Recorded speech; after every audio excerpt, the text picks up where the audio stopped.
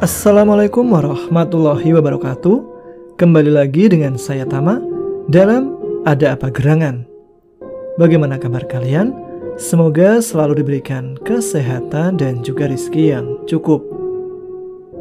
Melanjutkan cerita yang kemarin, para dukun-dukun itu pun sebenarnya mempunyai rencananya masing-masing untuk menjadi yang terkuat.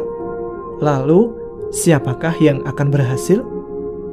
Baiklah, tak perlu menunggu lama lagi. Teman-teman, ada apa gerangan? Ceritanya mulai dari sini.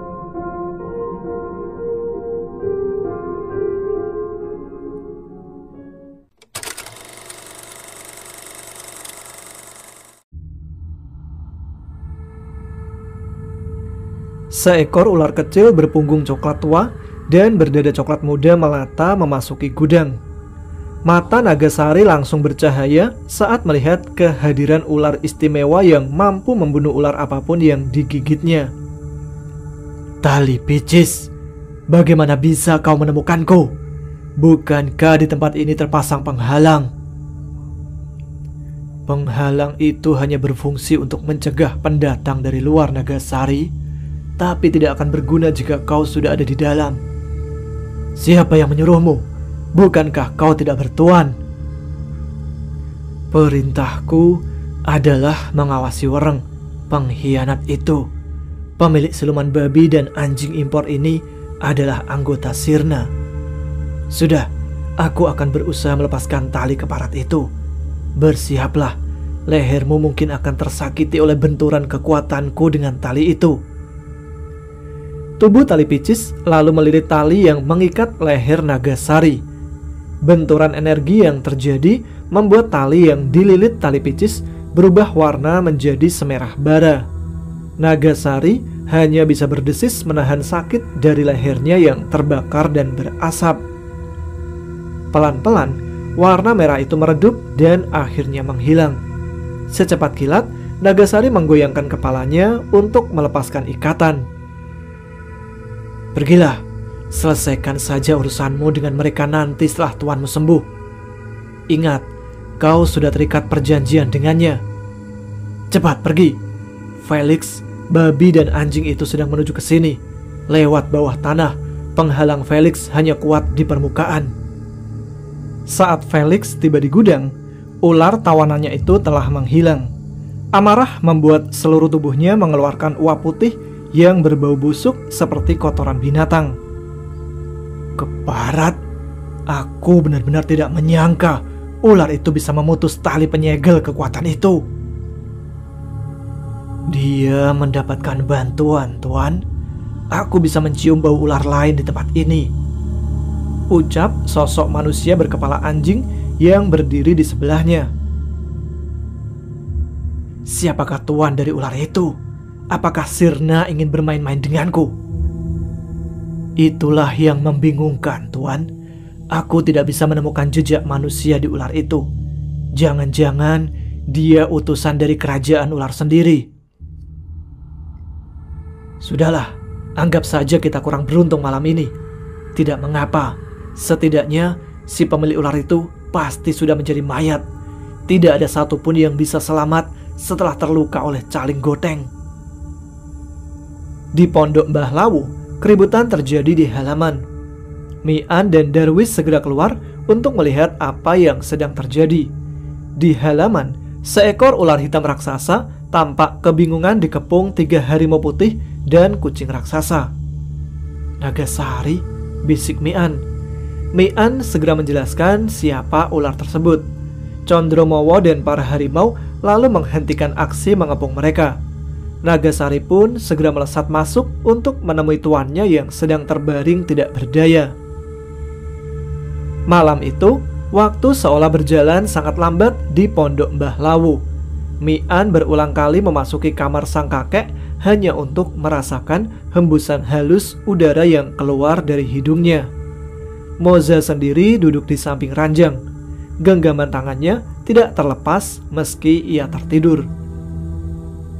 Setelah melihat kondisi Mbah Lawu, Mi'an kembali ke ruang tamu. Ma'ina dan Darwis masih asik berbincang-bincang.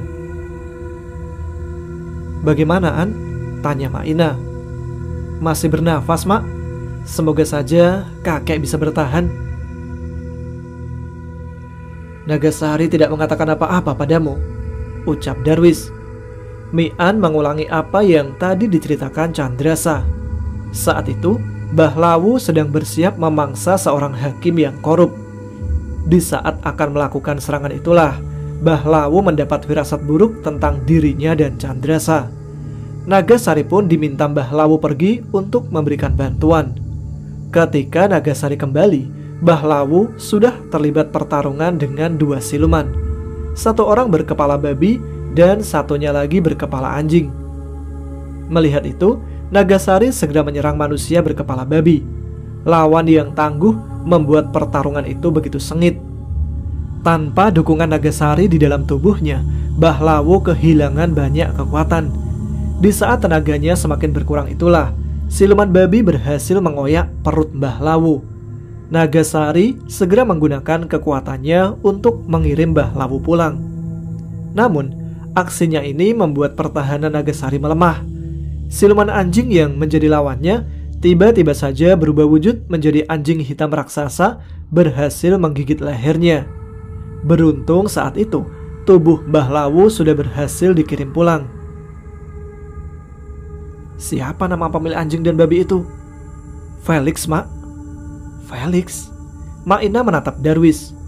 "Kata Nagasari, dia teman dari Mbah Sirna, Mak." Tiba-tiba Moza muncul di ruang tamu. Wajahnya tampak tegang. "Kakek sudah sadar?" ucapnya singkat. Mi'an, Ma'ina dan Darwis segera berdiri dan menuju kamar Mbah Lawu.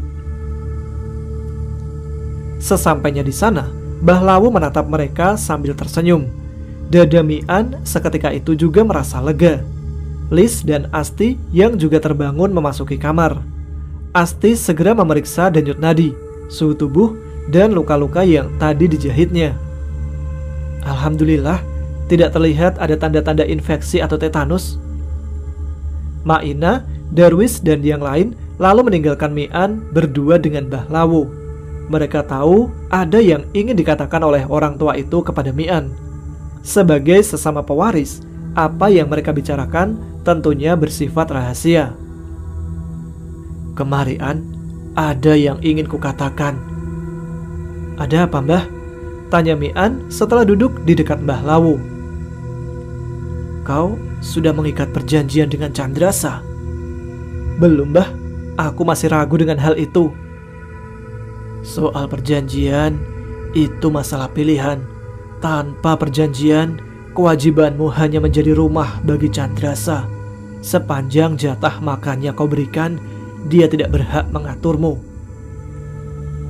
Tapi di lain pihak, Candrasa juga tidak berkewajiban untuk memberikan seluruh kekuatannya kepadamu. Kau bisa meminjamnya, namun untuk itu dia akan meminta tebusan berupa tambahan makanan. Maka jika kau memutuskan untuk tidak mengikat perjanjian, kau harus berusaha lebih keras untuk menjadi kuat." "Lalu apa gunanya aku memberi makanan Candrasa, Mbah?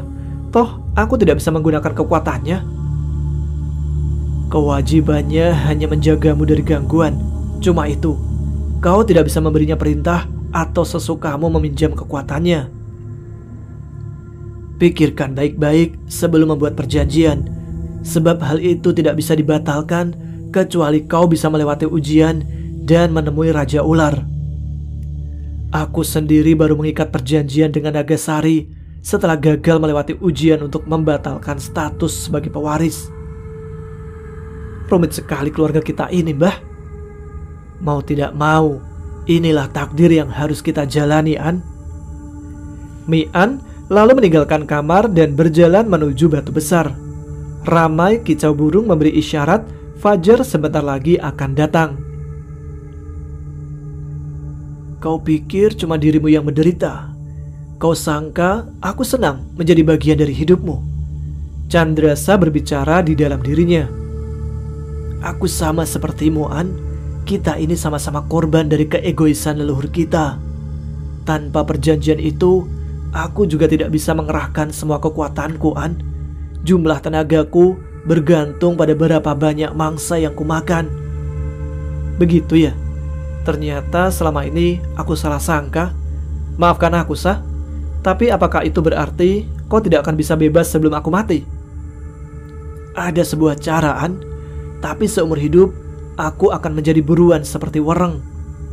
Candrasa lalu menceritakan kisah Gundala Wereng. Sejak awal, Gundala Wereng telah menjadi pesuruh dari dukun-dukun hitam. Hal itu menyebabkan dirinya menjadi jahat. Di lain sisi, aura jahat Wereng juga mempengaruhi para pewarisnya sehingga mereka berubah jahat. Lingkaran ini berlangsung terus-menerus dari generasi ke generasi. Gundala Wereng telah terkenal sebagai bagian dari dunia kegelapan. Sampai akhirnya ada seorang pewaris yang menolak tunduk pada aura gelapnya. Pewaris itu menolak perjanjian dan mengunci kekuatannya. Gundala Wereng yang marah akhirnya membunuh si pewaris. Peristiwa itu tentu membuat geger. Raja Ular yang marah menjadikan Gundala Wereng sebagai buronan yang harus ditangkap hidup atau mati. Tahu dirinya menjadi target operasi, Gundala Wereng pun berusaha memperkuat dirinya dengan belajar pada banyak guru. Mimpinya adalah menemukan keturunan pewarisnya dan memaksa orang itu untuk membuka segel kekuatannya. Jadi, sampai saat ini kekuatan Gundala Wereng masih tersegel. Hanya kekuatan utamanya. Saat segel itu terbuka, Raja Ular sendiri pun belum tentu sanggup melawannya, An. Percakapan Mian terhenti saat mendengar Tawalis dan Dokter Asti. Pagi itu, puluhan ekor monyet kembali berdatangan ke pondok Mbah Lawu. Mereka membawa berbagai macam buah-buahan. Lis dan Asti tentu saja merasa senang. Belum pernah keduanya melihat begitu banyak buah seperti itu. Sebagian bahkan tidak pernah mereka lihat sebelumnya. Kegembiraan dua gadis itu bertambah ketika melihat 3 orang laki-laki berjalan mendekati mereka. Mas Timur, Johan sama Alit datang, Dok. Kehadiran 3 orang itu membuat suasana pondok Mbah Lawu semakin ramai. Lis tentu saja senang dengan kehadiran Alit yang telah menjadi kekasihnya. Kok Ega nggak diajak, Mas? Tanya Lis. Repot dia, Lis. Toko bunganya sedang banyak order. Dari tempatnya berdiri, Timur melihat sosok Mian yang sedang duduk di batu besar. Ia lalu menghampirinya. Bagaimana kabarmu, An? Tangan Timur menepuk pundak temannya itu. Entahlah, Mur. Aku sendiri kadang bingung dengan apa yang sedang terjadi serta apa yang seharusnya kulakukan. Timur terdiam. Ia bisa memahami apa yang dirasakan Mian. Andai dia di posisi Mian, kondisinya juga tidak akan jauh berbeda. Lalu apa rencanamu selanjutnya, An? Kejadian seperti kemarin bukan tidak mungkin akan terjadi lagi, kan? Aku harus menjadi kuat, Mur. Entah bagaimana caranya. Mungkin jika terpaksa, aku akan mengikat janji dengan Candrasa. Jangan buru-buru, An. Sebaiknya kau berunding dulu dengan Maina serta kakekku. Pengalaman mereka lebih banyak.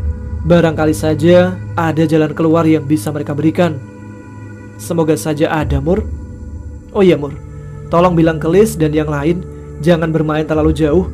Di hutan sana masih banyak barang halus yang tidak bertuan. Timur lalu meninggalkan Mian dan kembali ke pondok. Ada hal yang ingin dibicarakan dengan Maina, Mbah Lawu, dan juga kakeknya sehubungan dengan Moza. Sesampainya di pondok, Timur segera meminta Maina dan Darwis untuk berkumpul di kamar Mbah Lawu. Bagaimana hasil penyelidikanmu, Mur? Tanya Maina. Masih samar-samar, Mak. Tapi orang-orang yang kumintai bantuan yakin jika Moza masih ada hubungan dengan Nyai Puspamenur, Mak. Perempuan yang kabarnya memiliki kekuatan penyembuh luar biasa itu. Bukankah dia telah menghilang berpuluh tahun yang lalu? Ucap Mbah Lawu. Benar, Mbah. Tapi sampai saat ini mustikanya masih menjadi benda paling diburu. Orang-orang percaya mustika itu bisa membuat pemiliknya hidup abadi. Hidup abadi? Seumpama benar, Juga untuk apa? Justru karena ada kematianlah yang membuat hidup itu bermakna, bisik Darwis. Kata-kata kakek akan dianggap lelucon untuk para koruptor yang memenuhi negeri ini. Jika mereka sadar akan makna kematian, mereka tidak akan sibuk memenuhi rekeningnya dengan uang curian, kek. Apa yang membuat orang-orangmu yakin Moza ada hubungannya dengan Nyai Puspamenur, Mur? Sepasang harimau putih itu, Mak. Keduanya sudah lama dikenal sebagai pengawal Nyai Puspa, hadiah dari salah seorang keturunan Senopati Pajajaran yang pernah diselamatkannya dulu. Begitu ya? Mungkin bisa jadi Moza memang keturunan Nyai Menur.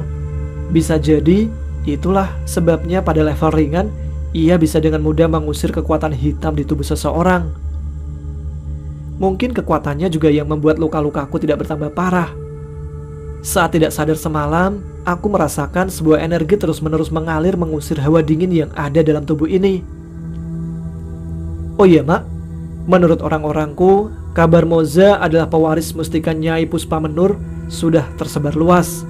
Ada banyak orang yang menginginkan mustika itu. Karena itu, ada baiknya Mak Ina memikirkan keselamatan Moza dan Mak Ina sendiri. Kalian tinggal saja di sini. Menggabungkan kekuatan tentu lebih menguntungkan daripada harus melawan mereka sendirian, ucap Mbah Lawu. Aku harus membicarakannya dengan Moza lebih dulu. Bagaimanapun juga, dia berkepentingan dengan urusan ini. Kalau kau tinggal di sini, In, aku juga akan ikut pindah. Timur sudah mewarisi semua ilmuku, jadi kehadiranku tentu lebih berguna di tempat ini. Wariskan juga ilmumu pada Mian, kek. Walau di dalam tubuhnya tidak mengalir darah keluarga kita, namun aku sudah menganggapnya sebagai saudaraku sendiri. Kalau dia bersedia, aku akan mewariskannya, Mur. Terima kasih, kek. Setelah berunding dengan Moza, mereka akhirnya memutuskan untuk tinggal di tempat itu. Mian yang sedang sibuk mencari kekuatan tentu saja setuju ketika Darwis menawarkan diri untuk menjadi salah satu gurunya. Sementara itu, Harto, Felix, Sirna, Dalbo, dan Hendro sedang dilanda kebingungan. Terbukanya rahasia tentang mustika keabadian membuat rasa saling curiga satu di antara mereka semakin menguat. Nyiweling tentu saja senang dengan perpecahan itu. Diam-diam, dialah yang membocorkan rahasia mustika itu kepada dukun-dukun yang ia kenal. Rupanya, ia masih menaruh dendam pada kematian Ki Upas dan Ki Sumo. Bocornya rahasia itu membuat persaingan menjadi ketat. Bagi para pemuja kenikmatan dunia, apalagi yang bisa lebih memikat selain dari keabadian dalam kesehatan. Bergudang-gudang harta juga percuma jika tubuh sakit parah atau binasa. Karena itulah, orang-orang yang percaya berlomba untuk mencari tahu keberadaan Moza. Demi untuk memenangkan persaingan, saling serang di antara para pemburu mustika pun tidak bisa terelakkan. Malam ini, giliran Hendro yang kedatangan tamu. Sepasang dukun kembar mencoba peruntungannya dalam perebutan mustika. Sarmo dan Karmo yang terkenal sebagai dukun teluh bergaransi mengirimkan keris-kerisnya ke rumah Hendro untuk menundukkannya. Kedua keris itu berputar-putar di sekitar rumah Hendro. Penghalang yang dipasang membuat keris-keris itu kesulitan untuk memasuki rumah. Benturan energi yang terjadi tentu saja diketahui oleh Hendro. Bahkan tikus curut saja kini berani bermain denganku, kutuknya. Keblek, kemari kau. Seekor kalong yang tadi menggantung di lampu melayang turun. Saat tiba di depan Hendro, kalong itu langsung berubah menjadi makhluk yang mirip manusia. Kirim kembali keris-keris itu ke pemiliknya. Sarungkan mereka di dada orang-orang yang tak tahu diri itu. Manusia kalong itu segera terbang ke arah keris Sarmo dan Karmo. Dua jin yang menjadi isi keris tersebut tentu tidak menyerah begitu saja. Pertarungan pun terjadi. Tapi kemampuan peliharaan tentu berbanding lurus dengan tuannya. Sarmo dan Karmo jelas bukan tandingan Hendro. Kurang dari setengah jam, kedua jin keris itu akhirnya harus pasrah menjadi mangsa Keblek. Selanjutnya, Keblek melesat ke selatan. Sepasang dukun kembar itu akan dipastikannya menjadi hidangan penutup jamuan makan malam. Mian belajar seperti orang kesurupan. Dendam tidak lagi menjadi tujuan utamanya. Mimpi itu telah berganti dengan keinginan untuk melepaskan diri dari status pewaris. Satu persatu ilmu, ia memilih dan memilah ilmu-ilmu yang telah dipelajarinya bertahun-tahun yang lalu di pengembaraan. Tidak hanya belajar dari Mbah Lawu, Maina, dan Darwis, Mian juga menyerap ilmu-ilmu dari Ndok, Ara, 3 Harimau Putih, Nagasari, dan juga Condromowo. Tentu saja, tidak semua ilmu mereka dipelajarinya. Hanya ilmu yang saling menguatkan yang dipilihnya. Hari demi hari, Mian mengisi waktunya dengan berlatih dan terus berlatih. Chandrasa juga tidak kalah sibuknya. Mau tidak mau, ia harus menguatkan diri juga. Tanpa kekuatan utama, apa yang bisa dilakukannya adalah menyimpan cadangan energi sebesar-besarnya. Beruntung, Mian tidak pernah melakukan pertarungan hebat. Bahkan, tidak seperti sebelumnya. Dia telah diizinkan untuk menelan tubuh mangsanya. Pelan-pelan, wujudnya pun bertambah besar. Berkumpulnya Mbah Lawu, Maina, dan Darwis membuat penghalang yang terpasang di tempat itu semakin kuat dan tebal. Keberadaan Moza pun semakin susah terdeteksi. Hal itu tentu menyulitkan orang-orang yang memburunya, termasuk juga Harto dan sekutunya. Pagi itu, mereka sedang berkumpul di kantor Harto.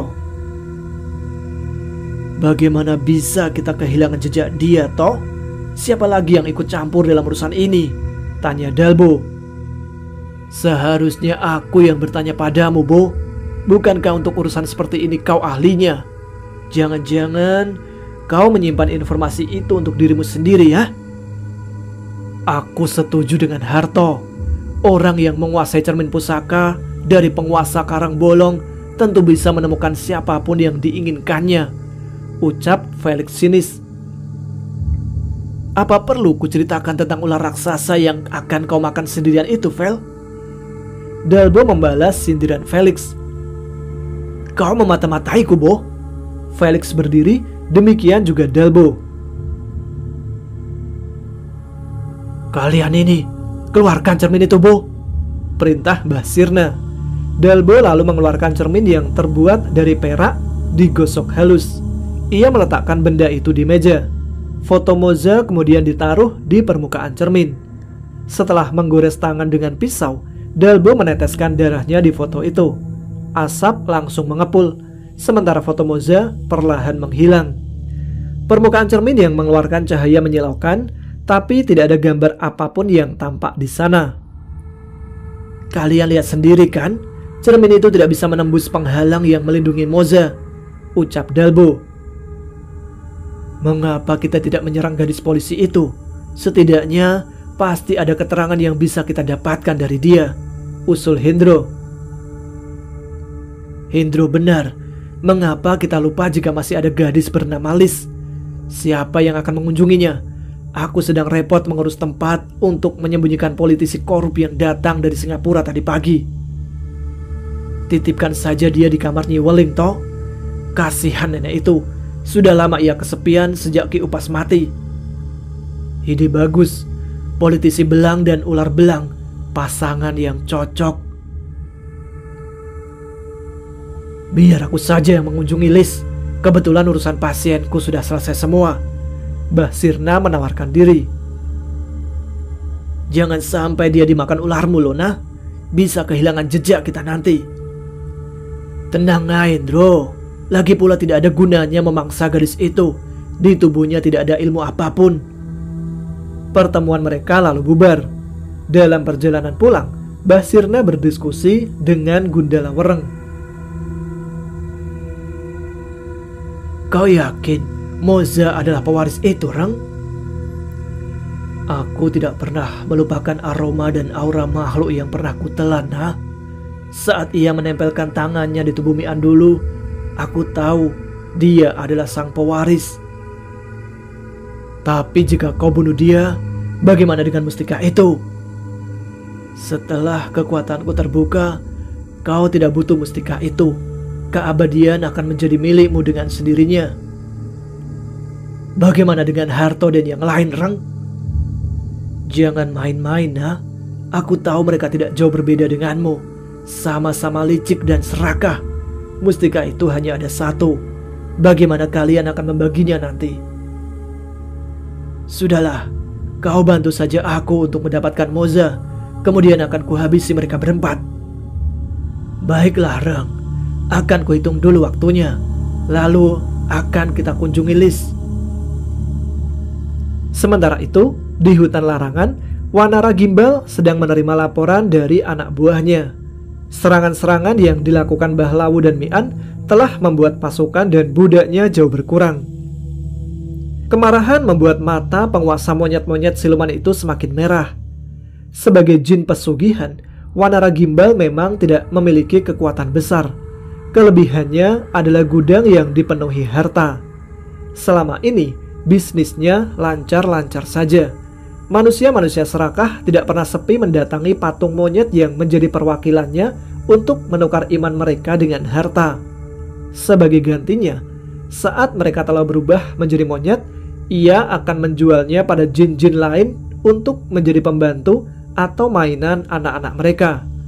Keuntungan dari hasil jual beli itulah yang ia berikan pada orang-orang yang memujanya. Sudah saatnya kita mencari bantuan, Tuan, ucap Lutung bawahannya. Kalian ada usul? Bukankah saudara Tuan mengikat perjanjian pada dukun hebat bernama Dalbo? Bagaimana jika Tuan mencoba menghubunginya? Usul yang bagus. Kalau begitu, pergilah ke sana sekarang. Semoga saja penguasa alas Ngawi itu bersedia membantu. Malam itu, Lis tidak bisa tidur. Kamarnya terasa panas. AC yang terpasang di sana seolah tidak berguna. Entah mengapa, dadanya juga berdebar-debar. Takut, gadis itu lalu menelpon Alit. Halo, ada apa, Lis? Perasaanku kok nggak enak ya, Mas? Tidak biasanya seperti ini. Hawanya memang sedang panas, Lis. Tapi baiklah, aku akan ke sana. Perasaan Lis sedikit lebih tenang mendengar Alit akan datang. Namun, saat ia menoleh ke jendela, wajahnya langsung pucat pasi. Seekor ular hitam sebesar pohon kelapa tampak sedang menatapnya di halaman. Di samping ular itu, berdiri seseorang dengan menggunakan jubah bertudung. Meski dilanda ketakutan, Lis masih sadar jika keselamatannya terancam. Dengan tangan yang masih gemetar, ia mengambil pistol dinasnya. Apapun yang terjadi, Lis sudah bertekad untuk tidak menyerah tanpa perlawanan. Alit hampir saja terjatuh dari motor ketika melihat Gundala Wereng dan Mbah Sirna di halaman rumah Lis. Penampakan Nagasari saja sudah mengerikan, apalagi yang dilihatnya berukuran jauh lebih besar dari ular Mbah Lawu tersebut. Tapi mengingat yang akan menjadi korban adalah Lis, Alit mengabaikan semua ketakutannya. Motor yang dinaikinya segera melaju memasuki halaman. Mbah Sirna terkekeh melihat Alit berdiri di hadapannya. Jarak mereka kira-kira 15 meter. Apakah kau datang untuk mengantarkan nyawamu, bocah? Nyawaku bukan untuk gratisan, keparat. Sombong sekali bocah bau kencur ini, Wereng. Padahal untuk cemilanmu saja dia belum pantas, ucap Mbah Sirna. Kita selesaikan saja pemuda itu secepatnya, nah. Ingat, ada banyak orang lain yang juga menginginkan gadis itu, bisik Wereng.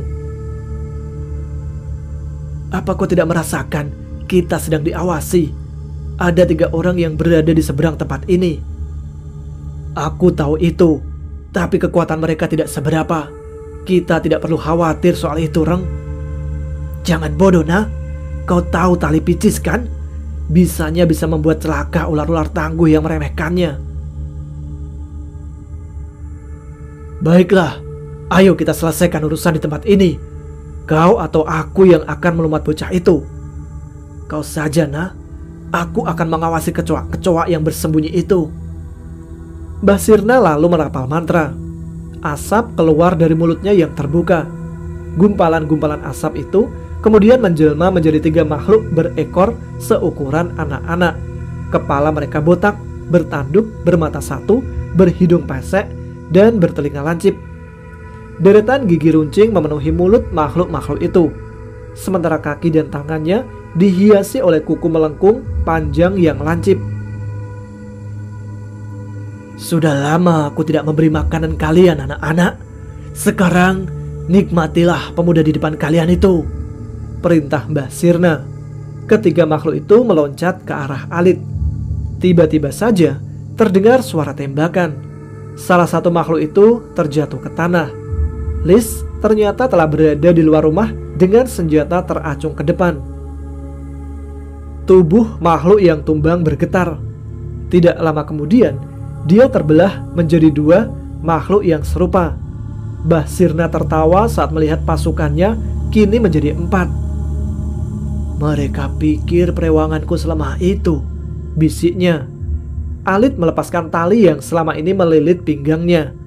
Meski belum matang, ia yakin ilmu yang sempat dipelajarinya dari sang kakek itu pasti akan ada manfaatnya. Jarak antara dirinya dengan makhluk-makhluk Mbah Sirna semakin dekat. Masuk ke rumah, Lis. Cepat, hubungi Timur dan Johan. Katakan ini masalah hidup dan mati kita, teriaknya pada Lis. Makhluk-makhluk itu mengepung Alit. Lidah mereka keluar masuk seolah tidak sabar untuk menikmati daging Alit. Seolah sehati, keempatnya menyerang bersamaan. Sambil berloncatan menghindar, Alit memutar-mutar talinya. Sesekali ia menyerang makhluk itu. Namun, setiap ujung talinya berhasil menumbangkan salah satu makhluk itu. Ia berubah menjadi 2. Semakin lama, jumlah makhluk yang mengepung Alit semakin banyak. Tubuhnya juga dipenuhi oleh luka-luka bekas kuku tajam mereka. Alit tahu, ia tidak akan memenangkan pertarungan itu. Namun, ia tidak menyesal. Mati untuk menyelamatkan seseorang yang dicintai bukanlah suatu hal yang memalukan. Suatu hal yang disesalinya adalah ia tidak sempat berpamitan dengan keluarganya. Andai waktu itu serius belajar, tentu aku tidak akan selemah ini. Kakek, maafkan cucumu yang bodoh ini, bisik Alit sebelum jatuh pingsan. Belasan makhluk itu menghentikan serangannya. Mereka kemudian mulai menyatukan diri dan kembali menjadi 3. Pelan-pelan, ketiganya mendekati tubuh Alit. Saat jarak mereka tinggal beberapa langkah lagi, terdengar suara ledakan keras memekakkan telinga. Aku tidak pernah bersilang langkah denganmu, pemuja ular. Mengapa kau ganggu cucuku? Ucap seorang laki-laki berpakaian serba hitam. Mbah Sirna menatap sosok yang baru datang itu. Seluruh rambut, kumis, dan jenggot laki-laki itu telah memutih. Tangannya memegang tali serupa dengan yang dibawa Alit. Bedanya, di tali itu samar terlihat loncatan-loncatan energi yang membuat tangan itu seolah memegang petir. Mbah Sirna tahu, ia tidak bisa memandang sebelah mata orang tua itu. Cucumu menghalangi jalanku, Pak Tua. Meski demikian, apa pantas kau berhadapan dengan seorang bocah? Kolor cucuku mungkin memang belum bisa melumatkan jin-jin laknatmu itu. Tapi, mari kita coba dengan kolorku. Kau pikir bisa menghadapi kami berdua, Pak Tua? Kau terlalu sombong. Siapa bilang aku hanya berdua? Gundala Wereng mendesis keras. Seekor harimau dengan ukuran raksasa tiba-tiba saja muncul dari kegelapan. Ini tidak bagus, nah. Kekuatan harimau itu tidak bisa kuremehkan, bisiknya pada Mbah Sirna. Sebuah mobil yang mendadak berhenti tidak jauh dari tempat itu membuat perhatian mereka teralih. Dari mobil, Timur dan Johan berlari mendekati Alit. Pedang kayu nibung di tangan Timur seperti mengeluarkan api. Johan sendiri bersenjatakan sebilah keris corok yang memendarkan cahaya kehijauan. Kalian bawa pergi Alit, biar aku yang menghadapi manusia ular itu. perintah kakek Alit saat Timur dan Johan tiba. "Baik, Kek," jawab keduanya sambil menggotong tubuh Alit. Mbah Sirna memaki dalam hati. Jika hanya Timur dan Johan, ia yakin mampu mengatasinya. Namun kemunculan orang tua dan harimau itu membuat segala sesuatunya berubah. Mau tidak mau, ia harus menghitung ulang kekuatannya. "Bagaimana menurutmu, Reng? Kau yakin mampu menghadapi orang Ponorogo itu, nah?" "Jika sendirian mungkin bisa, tapi bila kedua bocah itu ikut campur, situasinya akan sedikit sulit. Kalau begitu, kita pergi saja. Konyol rasanya jika harus mati gara-gara barang yang sudah tidak ada." "Maksudmu, Reng?" "Aku jelaskan nanti. Ayo, kita pergi." Mbah Sirna membuka mulut. 3 jin peliharanya itu berubah menjadi asap dan masuk kembali ke tubuhnya. "Aku akan pergi, Pak Tua. Tapi jangan pikir karena aku takut kepadamu. Masih banyak urusan yang harus kuselesaikan malam ini." "Terserah kau saja, pemuja ular. Jika kau mau bertarung, aku akan melayanimu. Mungkin kalau sudah senggang nanti, aku akan mengunjungimu, Pak Tua." Setelah Mbah Sirna lenyap, kakek itu menghampiri Johan dan Timur yang sedang menjaga Alit. Diangkatnya tubuh Alit ke punggung harimau. "Aku akan membawa dia bersamaku. Semoga saja teman kalian ini masih bisa bertemu kalian lagi." Mereka lalu menghilang. Johan dan Timur segera memasuki rumah untuk mencari Lis. Tapi setelah memeriksa ke seluruh ruangan, Lis tidak mereka temukan. Setelah meninggalkan Palagan, Mbah Sirna dan Wereng menuju ke pemakaman Cina pinggiran kota. Rumah yang mereka cari tidak jauh dari tempat itu.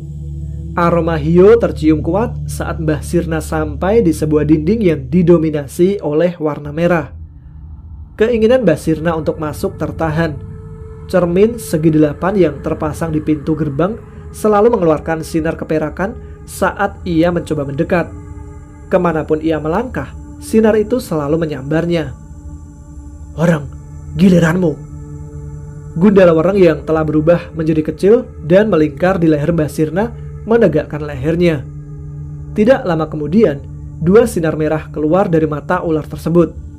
Sinar merah dan cahaya keperakan beradu. Kalah kuat, cermin segi 8 itu meledak. 3 orang yang berada di balik pintu menatap tegang ketika Mbah Sirna muncul di halaman. Ketiganya tidak menyangka jika aksi mereka di rumah Lis tadi bisa diketahui Mbah Sirna secepat itu. Mereka berpikir Mbah Sirna akan terlibat pertarungan dengan orang tua yang bersenjatakan tali itu. "Kalian rupanya tahu juga soal mustika itu ya. Sayangnya, niat licik kalian untuk mendapatkan mustika itu akan kutamatkan di sini," ucap Mbah Sirna. "Dalam dunia kita, licik atau cerdik cuma sebutan manusia ular. Bukankah yang kau lakukan pada pemuda itu juga licik?" jawab laki-laki yang memegang pedang berbentuk aneh. Mbah Sirna menatap pedang yang terbuat dari rangkaian koin kuno. Ia tahu kehebatan senjata yang mampu melukai tubuh jin itu. 2 orang di samping laki-laki itu juga bersenjata. 1 orang memegang katga, sedang yang seorang lagi memegang kapak dongsong. Kedua senjata itu memancarkan energi kuat. Namun, saat melihat auranya yang begitu terang, senjata-senjata itu belum melebur sepenuhnya dengan si pemilik. "Senjata-senjata hebat, namun sayang berada di tangan yang salah," bisik Mbah Sirna. "Wereng, untuk menghemat waktu, tampaknya kali ini kita harus beradu fisik." Gundala Wereng lalu melata turun ke tangan Mbah Sirna. Sekejap kemudian, ia telah berubah menjadi sebilah pedang berwarna hitam kelam. Cahaya kemerahan berpenda redup di bilah pedang itu. Mbah Sirna tersenyum. Kemudian ia membuka mulut. 3 makhluk mengerikan itu pun kembali muncul. "Lawan-lawan kalian akan segera muncul. Habisi mereka semua," perintahnya pada ketiga perewangan itu. 3 orang yang menjadi lawan Mbah Sirna beradu pandang. Setelah itu, mulut mereka berkomat-kamit membaca mantra. Orang yang berpedang rangkaian koin kuno melemparkan potongan-potongan kertas yang kemudian berubah menjadi jin-jin berpakaian aneh. Wajah mereka pucat, jari-jarinya berkuku lurus dan runcing, sementara kaki jin-jin itu melayang di udara. Orang yang bersenjata khadga membuka mulutnya. Seekor buaya putih keluar dari sana dan segera berubah menjadi sesosok manusia buaya. Sementara pemilik kapak dongsong menggigit ibu jarinya dan meneteskan darah yang keluar ke tanah. Tidak lama kemudian, seperti ada gempa terjadi. Saat getaran berhenti, seekor kelabang raksasa telah muncul di tempat itu. Mari kita lihat ketangguhan mereka, Wreng. Apakah orang-orang itu sehebat jin-jin dan pusaka yang mereka bawa, atau cuma anak-anak yang menjadi sombong karena kekuatan pinjaman?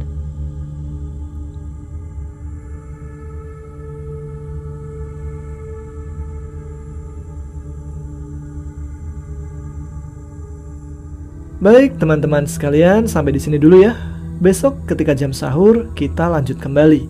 Aktifkan notifikasinya biar tidak ketinggalan kelanjutan ceritanya. Saya Tama pamit, selamat menjalankan ibadah puasa. Sehat selalu semuanya. Wassalamualaikum warahmatullahi wabarakatuh.